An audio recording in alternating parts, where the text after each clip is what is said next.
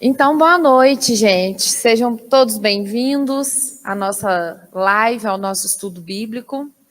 Meu nome é Luísa, eu vou intermediar essa live e vai funcionar da seguinte forma. Nós estamos ao vivo com o Frei Inácio e temos aqui, para quem está assistindo pela transmissão, aqui temos um público, temos uma plateia.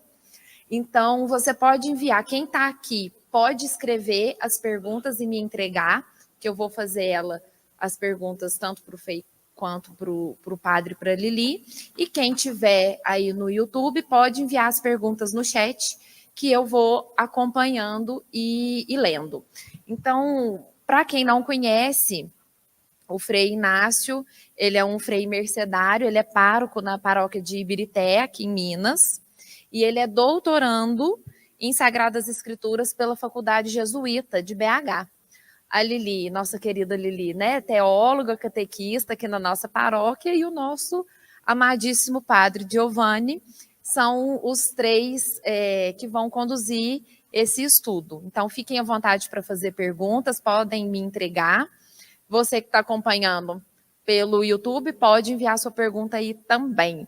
Seja bem-vindo, Frei Inácio, é uma honra para nós ter a sua presença aqui nessa noite de estudo. Eu que agradeço imensamente o convite para estar com vocês e quero agradecer todo o esforço aí da Pastoral da Comunicação da paróquia por realizar esta transmissão, essa participação remota, por motivos justamente de estudos, de academia, né, do doutorado que nós estamos fazendo. Eu fui impossibilitado de me dirigir fisicamente aí, mas graças à tecnologia nós estamos presentes remotamente. Eu quero reforçar o agradecimento à Pascom, porque os meninos realmente se desdobraram e fizeram dar tripo coração para essa live acontecer. Então, quero reforçar de novo o agradecimento, João Paulo, Tiago, o outro Tiago, Adelso, todo mundo que ajudou a gente. Bora lá.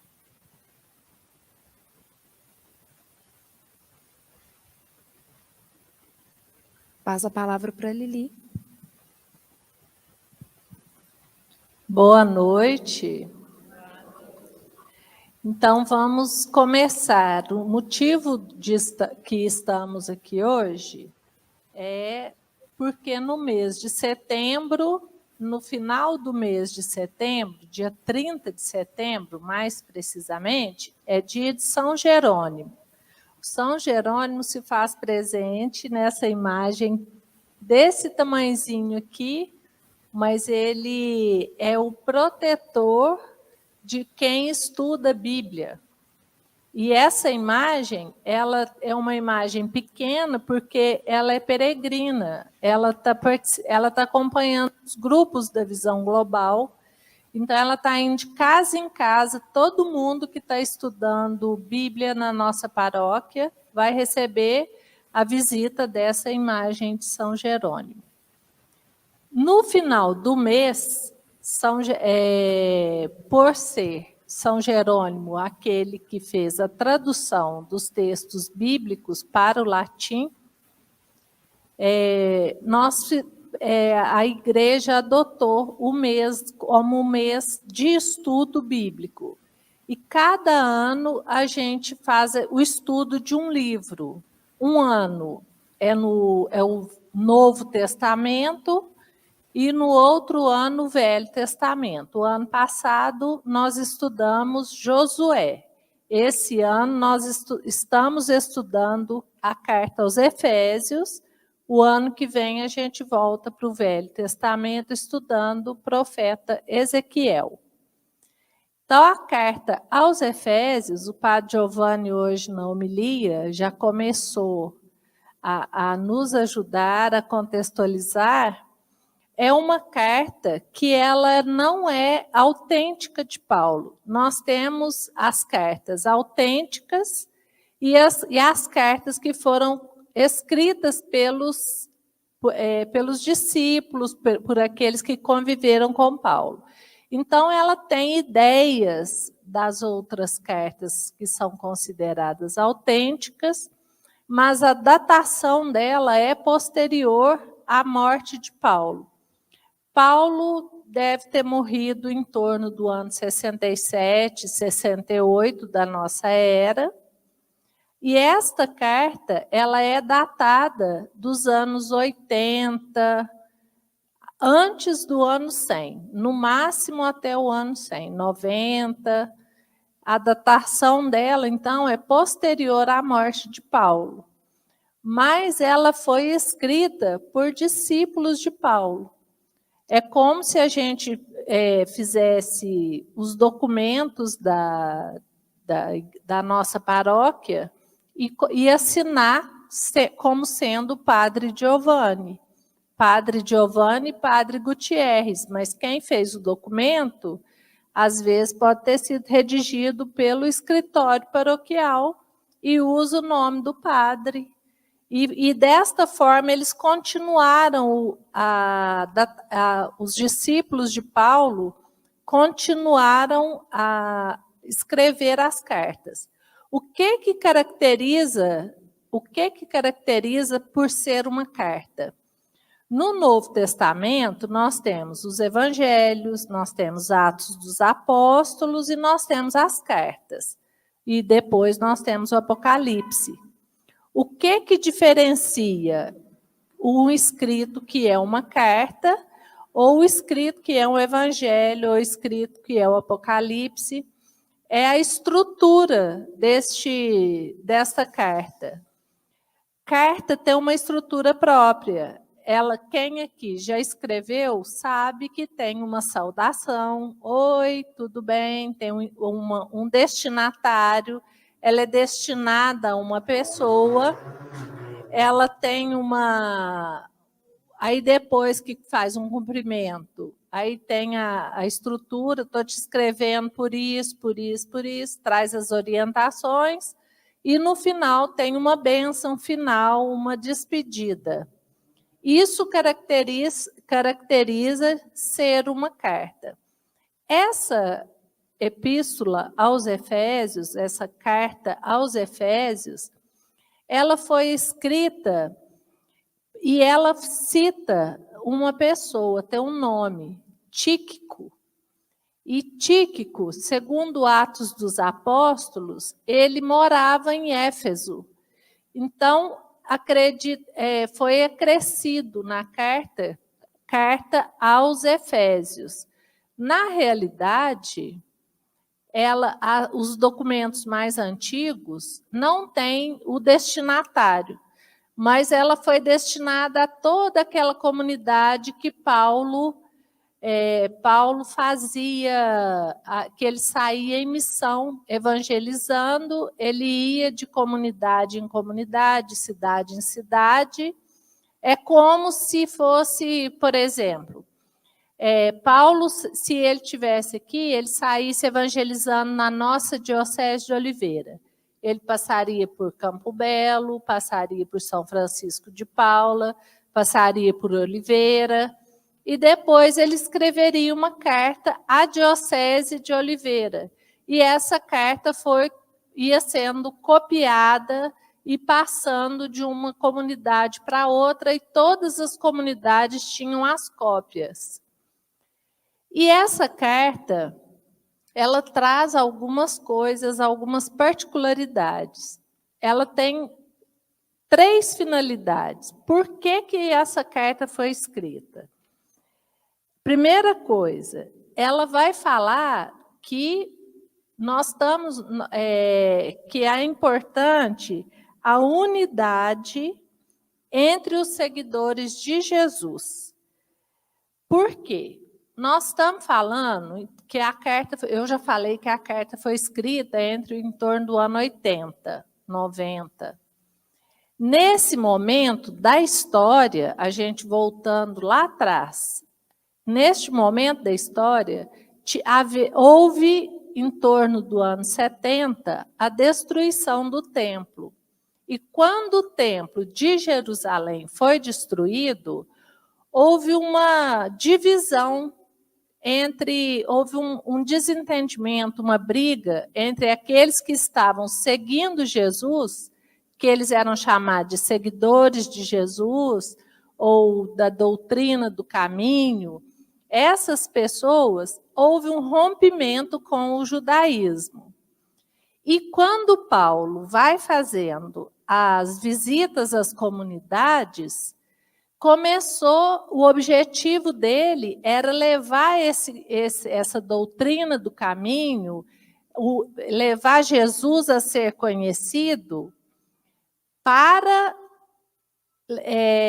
os judeus que estavam na diáspora, quer dizer, fora de Jerusalém.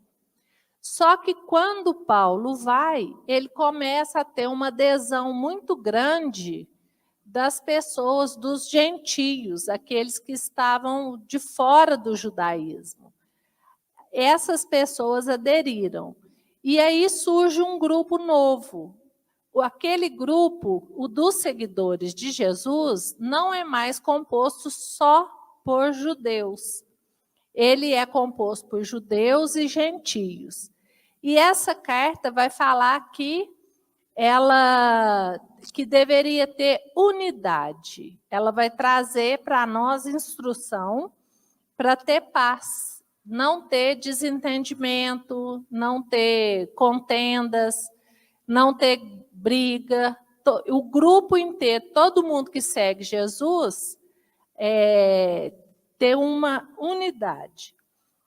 Tem uma outra linha que fala que a finalidade da carta é estabelecer a reconciliação entre os membros da comunidade. Todos os membros precisam estar reconciliados,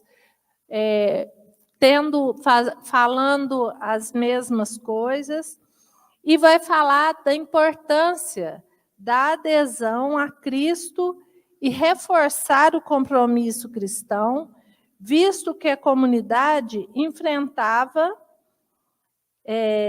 contextos diversos e